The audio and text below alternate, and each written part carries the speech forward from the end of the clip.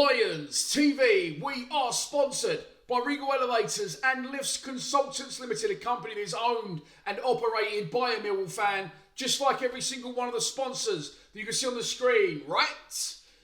Now, if you are going to do a bit of business in 2024, then please keep it in the Millwall family by checking out all of our sponsors' website links in the description below. This is your Tuesday Club video. We're looking back at Sunday's very good win against Burnley at the Den and ahead to tomorrow night's game again in SE16 under the lights against dirty Leeds United. As always, let's kick off the show by winding it back to Sunday and taking a look at the starting 11 that Neil Harris picked to start the match.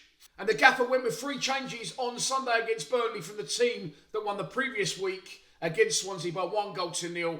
Danny McNamara dropped back out and was replaced by Joe Bryan. Ryan Winsell dropped out the midfield and Casper Di Ballon d'Or came back in. And then on the wing, Femi Aziz replaced Duncan Watmore. And all of a sudden, Sunday seems like a lifetime ago. A great performance, a well-deserved win, in my opinion. I said this to Henry earlier. I think I said it in my full-time reaction as well. And I said it throughout the game to him, right at the end as well. Usually we have shitty bum time. I said, do you know what? I don't feel in any danger here whatsoever. Burnley like to play it from the back. We know that. We knew they was going to have a lot of possession. They did that in the early 15 minutes or so. But they didn't seem to do it with any pace, any intensity. They sat very deep with it and they popped it around the back almost at a snail's pace at times, which we're comfortable with. Okay, well, we're not going to step into that press. If you think you can break us down, this is where we are. And they didn't really have a main man. They didn't have, a target man. They didn't have a magic man that could make things happen. They didn't have any pace about them. They didn't really have any ideas or any really urgency to get forward and get a goal. It was strange to me. It seemed like they was content just to sit. They're not. They need to try and win the game, of course. And I've seen since comments online, Scott Parker's already come in under fire from their fans. They come into it having not won in their last 2 and drawn both those.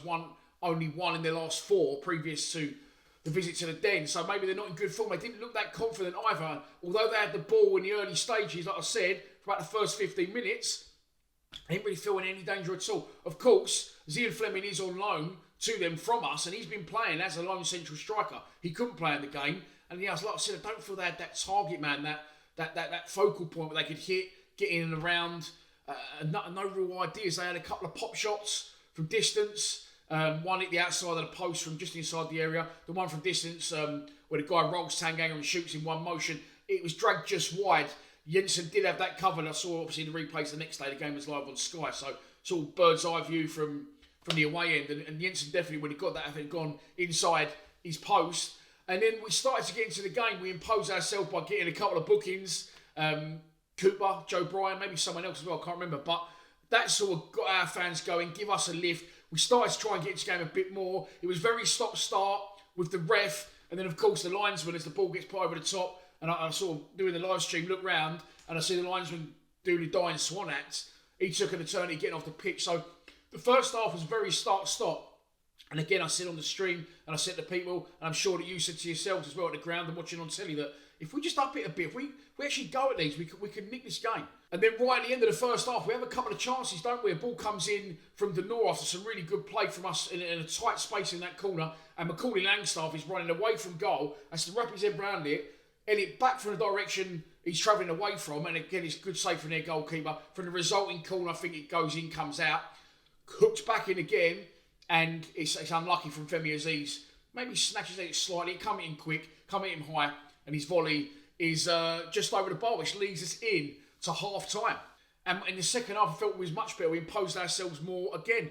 Jensen's hardly had a shot to save in the game that I can remember. Their goalkeeper also not so much, but you definitely felt we was getting on top in the second half, forcing opportunities and getting balls into the box and set pieces and corners. Free kicks a lot of as well, which we have, where we knock the long diags into the box. And we're very heavily reliant on that with Jake Cooper, as we've learned down the years now, recent years, that teams have become privy to that and they've stopped us allowing to do that. Some by doubling up on him, some even when that don't work, borderline GBH, ripping shirts off his back and all sorts. So I was very pleased for Cooper when he got the goal. I know he gets a lot of shit. I always back him. And I always back Neil Harris as well. I've seen, someone sent me the other day, I don't even go on Twitter, someone sent me the clip of me saying, I don't think Roman Esse's up to this level. I don't think he ever will be. Listen, that's fine for me, because like I said, I don't live on Twitter, I live in the real world, and all that does is generate more revenue, more views, hashtag pay me, it suits me down to the ground. I won't get everything right, and I won't get everything wrong, but I feel with Cooper, getting onto our goal, that I definitely did get that right. I think he's a really good player. I think he has struggled at points with his distribution, and with having Hutchinson next to him, but in this instance now, he's got the absolute fucking rock. Another player I said was useless, Japhet Tanganga. Next to him, it's definitely a formidable partnership, and you don't become captain of Millwall Football Club. You don't play 8 years, 300 games in the Championship if you're not a good player. Simple as that. And it's another player, actually, another one that I have backed, Femi Aziz. A lot of people saying he's League One at best, get rid of him. Who ends up getting man of the match on Sky, and it just shows you that, you know, again, a good young player that we've invested in. He's a full-time Millwall player. We haven't loaned him, we've bought him, we paid a lot of money for him in these terms. He puts in a beautiful cross. It was originally from a corner that got cleared out. Lenny gets it. I said, go on, Lenny, stick it back in. So again, I got that one wrong, but luckily he didn't. And he put it to Aziz. Aziz took his time. And it's just the way Aziz clips balls. What more has done really well for us, especially at the start of this season, not taking anything away from him. Wingers can be in and out with their form, but what was very much head down and run. And there's nothing wrong with that. But the way Aziz strikes a ball, it's a thing of beauty, honestly. And I do think definitely going forward, he's the way to go on that wing. Him, again, an essay on the other two young Millwall players. It's exciting times.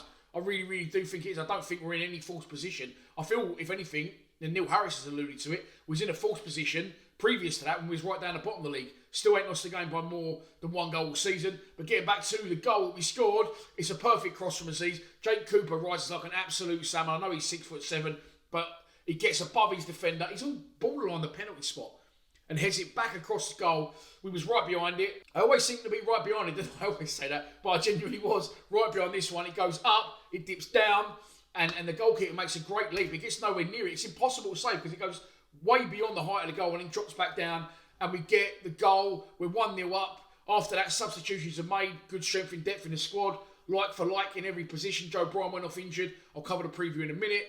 But I said I never felt in any danger at any point. I think that one from Rodriguez headed well over right towards the end of the game. 3 wins on the spin, 3 1-0 wins on the spin, which of course means 3 clean sheets on the spin. Unbeaten in 5, and we are up to 7th. I did say in the preview as well that I feel a lot of people were too worried about us playing Burnley and playing Leeds. And I said to Henry, actually, I'll take 1 win from either game. Now, obviously, I want 4 minimum. But, yeah, I don't think they had a lot to offer at all, Burnley.